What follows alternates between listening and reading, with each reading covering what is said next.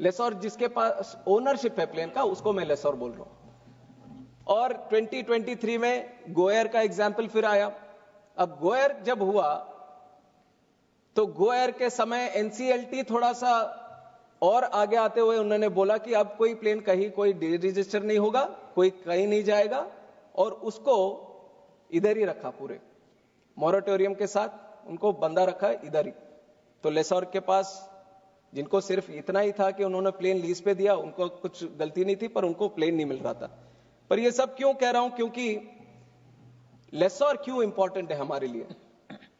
अब लेसोर इस तरह के हार्डशिप्स फेस करेगा अगर किसी को देने के लिए, तो इसीलिए एक केप टाउन कन्वेंशन का एयरलाइन एविएशन वर्किंग ग्रुप एक पूरे विश्व में बना हुआ है, जिसमें लगभग 400 एयरलाइन है, ओईएम्स हैं जो एयरक्राफ्ट्स को बनाते हैं, और बहुत सारे बड़े बड़े एविएशन से रिलेटेड कंपनी, वो सब मिलकर एक ग्रुप बनाए, एयर एविएशन वर्किंग ग्रुप। और वो हर क्वार्टर में केप टाउन कन्वेंशन का कंप्लायंस एक इंडेक्स निकालते हैं, स्कोर निकालते हैं कि किस तरह से ये देश में क्या स्कोर है। और ये सारे इंसिडेंट्स होने के बाद उन्होंने देखा यहां पे तो लीजिंग करना बहुत मुश्किल है, यहां तो यहां के लोकल लॉस के वजह से तो हमारे एयरक्राफ्ट फंस जाएंगे अगर कोई पे नहीं कर पाए तो क्यों करें यहां पे बिजनेस। पर एयरक्राफ्ट तो हमें भी चाहिए यहां के एयरलाइंस के लिए। तो वो जब लेते हैं, क्योंकि ये एयरक्राफ्ट ये कंप्लायंस का स्कोर कम हो गया, कितना कम हो गया, 50 तक आ गया नीचे। And to compare this score with other countries, Singapore had around 92, USA had around 90, New Zealand has around 90, Ireland has around 89। तो अगर ये स्कोर कम हो जाता है तो प्लेन लीज करने में हमारा जो प्रीमियम रहेगा वो बहुत बढ़ जाएगा। और कितना हद तक बढ़ेगा, ये 8 से 10%, ये काफी लोगों ने इसके बारे में भी जिक्र किया था कि 8 से 10% तक इसका जो है ये लीजिंग का कॉस्ट बढ़ेंगे। और उस समय हमने एयर इंडिया, आकाशा, इंडिगो, यही है हमारे यहाँ पे बहुत बड़े बड़े एयरलाइन, तो उनसे भी हमने पूछा क्या दिक्कत हो रही है लीजिंग इंडस्ट्री में।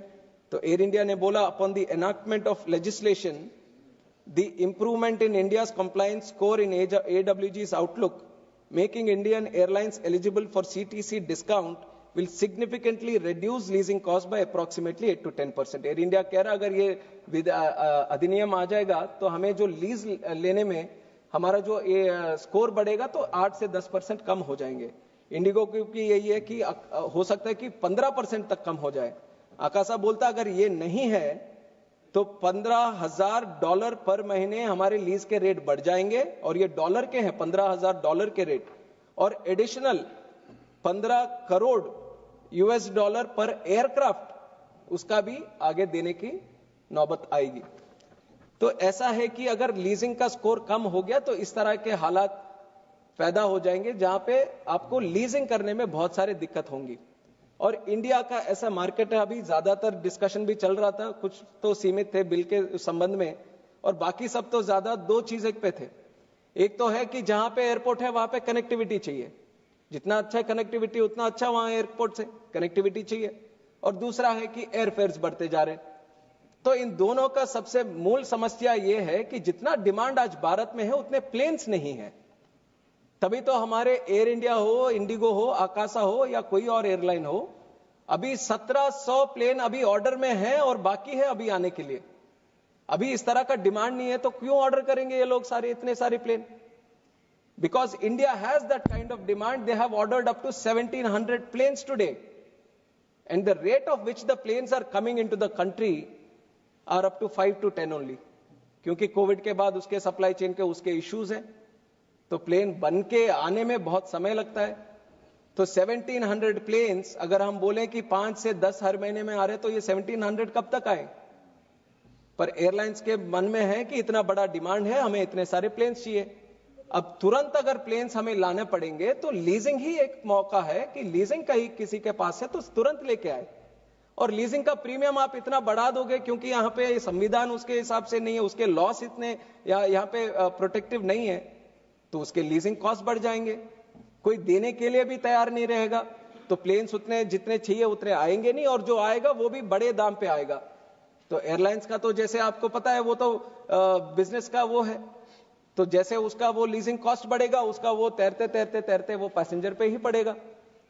अब फिर एयरफेयर्स का वही डिस्कशन चलता रहेगा। तो क्योंकि हमें एयरफेयर्स भी रीजनेबल रखने हैं और एयरक्राफ्ट के फ्लीट भी हमारे देश के अंदर बढ़ाना है, तो उसके सेंस में ये बिल हम लेके आए। और मैं सोचता हूं कि आप थोड़ा स्टोरी इसका समझ गए होंगे। तो इसका मेन कारण हमें ये बिल लेके आने के लिए इतना है कि हमें AWG ग्रुप में जो स्कोर है उसको हमें बढ़ाना था।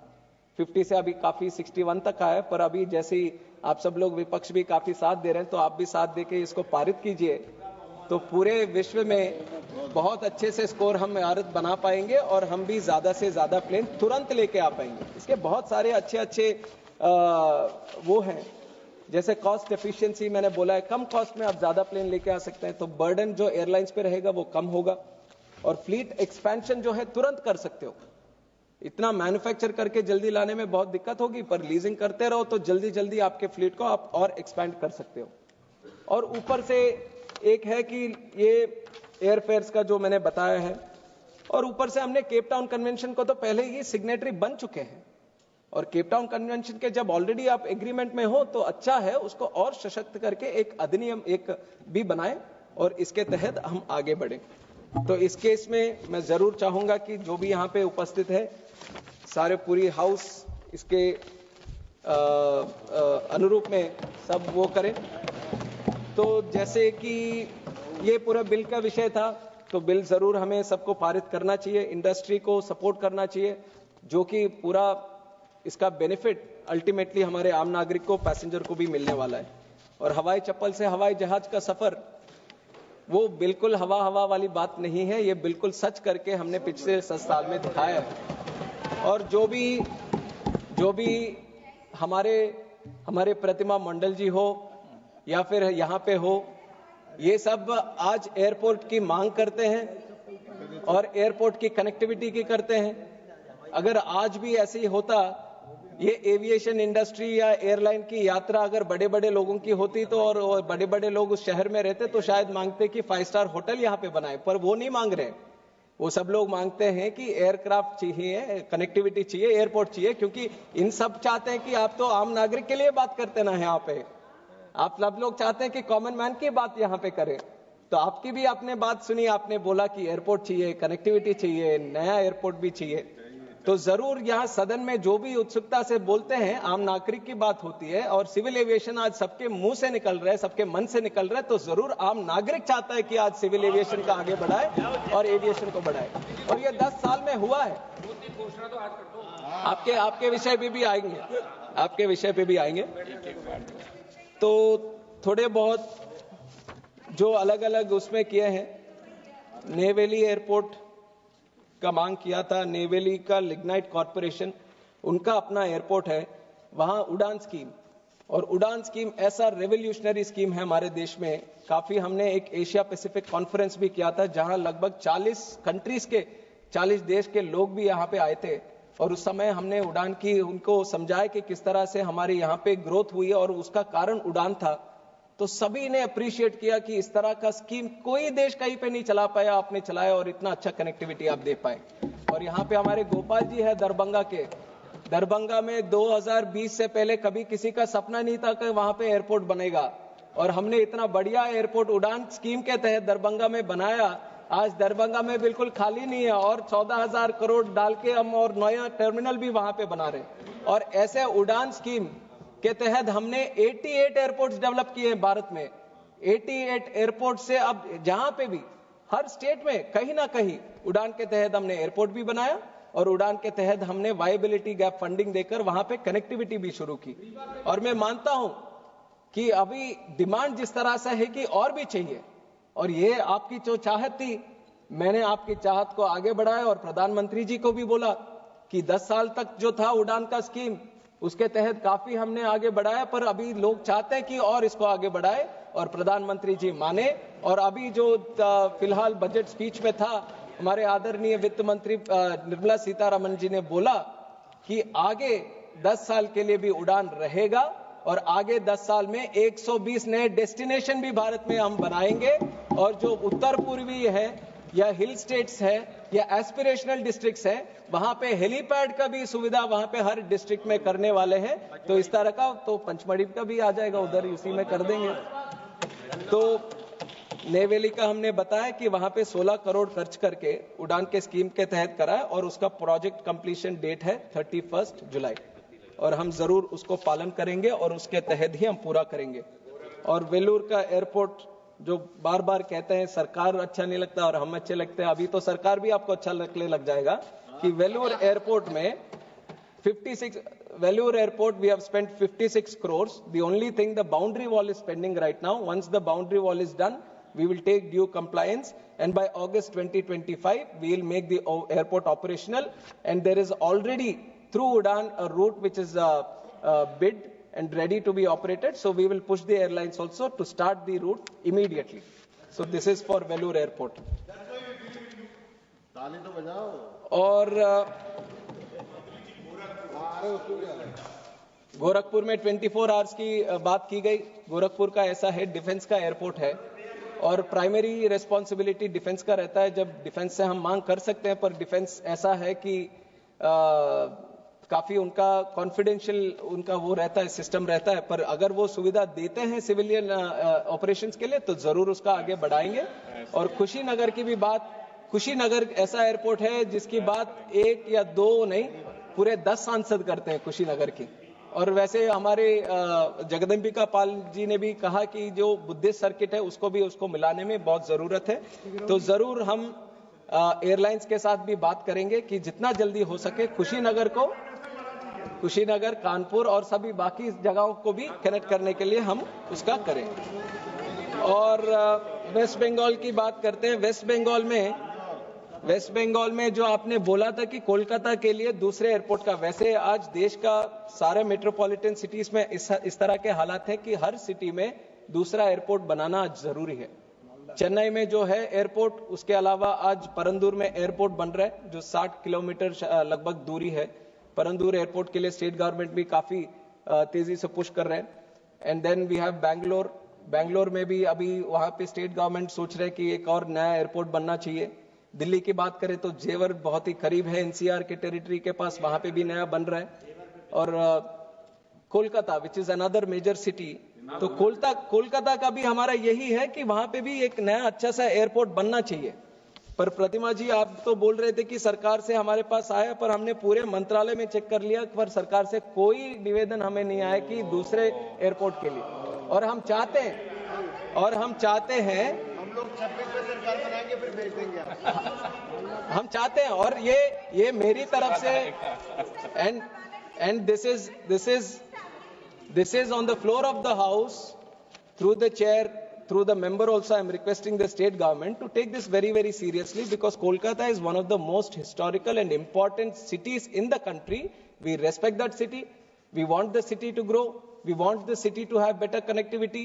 Madam has asked for connectivity from this to Europe also, direct connectivity, let it be London or France, and we will be definitely trying for that.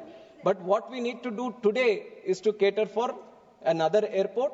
For that, land is required. Land is a subject of the state, and the state needs to move proactively into providing the land. As soon as we get an indication of the availability of land, we will support in creating another airport at this thing also.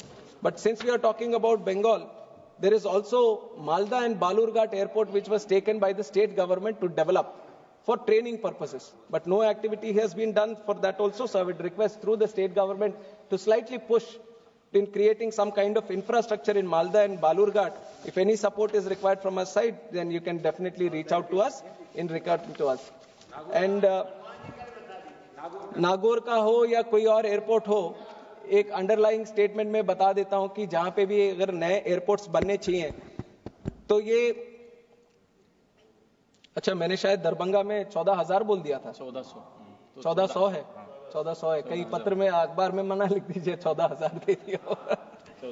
1400 crore.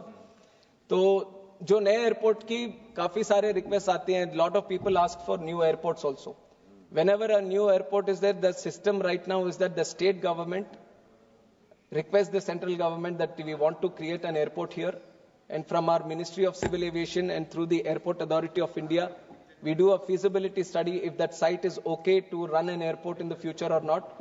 Once the feasibility is agreed upon, then we tell the state that you can proceed with procuring the land for that creation of the airport. And once the land is with the state government, the responsibility is with the state government to decide, do they want to construct the airport by themselves, or do they want to bid it to any PPP model, or do they want to give it to the AI central government so that they can build the model. So these three options are always available with the state. तो नागौर को भी मैं यही बोलूंगा कि state अगर पहले कहीं तैयार करे कि यहाँ पे ये जमीन लेकर हम एयरपोर्ट बनाएंगे, तो जरूर उसकी व्यवस्था किस तरह से होगी उसको हम आगे बढ़ाएंगे.